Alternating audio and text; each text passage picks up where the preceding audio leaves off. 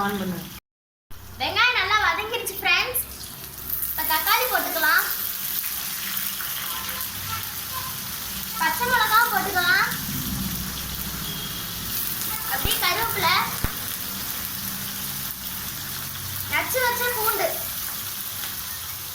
எல்லாத்தையும் போட்டாச்சு.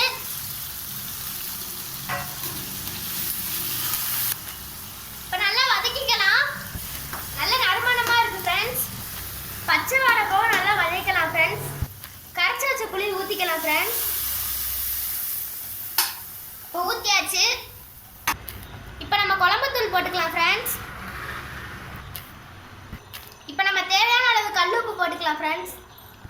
நல்லா கலக்கிக்கலாம். இப்போ நல்லா கொதிச்சிருச்சு. நம்ம தேங்காய் பால் ஊற்றிக்கலாம். ஊற்றியாச்சு. இப்போ குழம்பு கொதிச்சிருச்சு. நம்ம மீனை போட்டுக்கலாம்.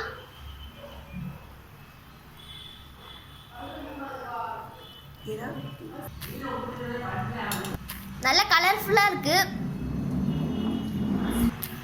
வாசம் சூப்பராக இருக்கு. வாவ், சூப்பராக இருக்கே. மீன் எல்லாத்தையும் நம்ம போட்டாச்சு. இப்போ குழம்பு ரெடி ஆயிடுச்சு. நம்ம செட்டிநாடு ஸ்டைலில் மீன் குழம்பு ரெடி ஆயிடுச்சு. நம்ம சேனலை மறக்காமல் சப்ஸ்கிரைப் பண்ணுங்கள் ஃப்ரெண்ட்ஸ்.